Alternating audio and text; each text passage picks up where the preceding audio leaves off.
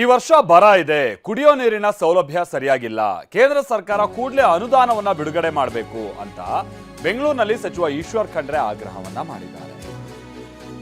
ಗ್ರಾಮೀಣಾಭಿವೃದ್ಧಿ ಸಚಿವ ಈಶ್ವರ್ ಖಂಡ್ರೆ ಏನ್ ಹೇಳ್ತಾ ಇದ್ದಾರೆ ಅಂತ ಅಂದ್ರೆ, ಸುಮಾರು 2168 ಕೋಟಿ ಅನುದಾನವನ್ನ ಕೇಂದ್ರ ಸರ್ಕಾರ ತಡೆ ಹಿಡಿದಿದೆ.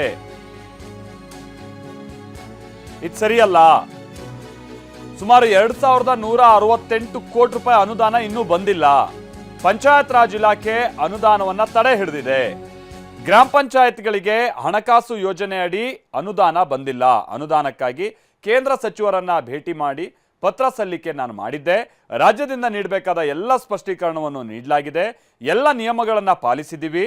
ಆದರೂ ಕೂಡ ಅನುದಾನವನ್ನ ತಡೆ ಹಿಡಿಯಲಾಗಿದೆ ಅಂತ ಗ್ರಾಮೀಣಾಭಿವೃದ್ಧಿ ಸಚಿವ ಈಶ್ವರ ಖಂಡ್ರೆ ಆರೋಪಿಸಿದ್ದಾರೆ. ಕೂಡಲೇ ಅನುದಾನ ಬಿಡುಗಡೆ ಮಾಡಬೇಕು ಅಂತ ಆಗ್ರಹಿಸಿದ್ದಾರೆ.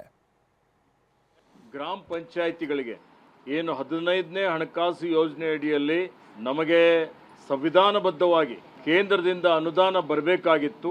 ಅದು ಹಿಂದೆ ಅಂದರೆ 2024-25ಕ್ಕೆ ಬಂದಿದೆ.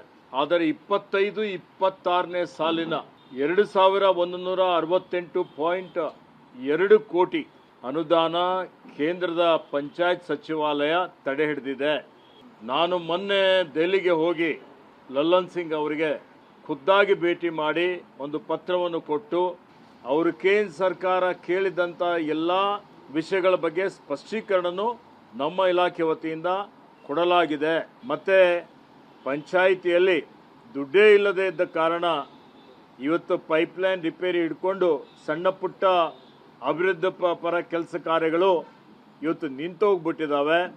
ಮತ್ತು ಈಗ ಮಾನ್ಸೂನ್ ಸೆಷನ್ನು ಇದೆ ಲೋಕಸಭೆದು, ಅದರಲ್ಲೂ ವಿಷಯ ಪ್ರಸ್ತಾಪ ಮಾಡಿ ರಾಜ್ಯ ಸರ್ಕಾರಕ್ಕೆ ನ್ಯಾಯ ಒದಗಿಸಿಕೊಡ್ಬೇಕು ಅನ್ನೋಂಥ ಒಂದು ಒತ್ತಾಯವನ್ನು ಮತ್ತೊಮ್ಮೆ ತಮ್ಮ ಮುಖಾಂತರ ಮಾಡ್ತಾ ಇದ್ದೇನೆ.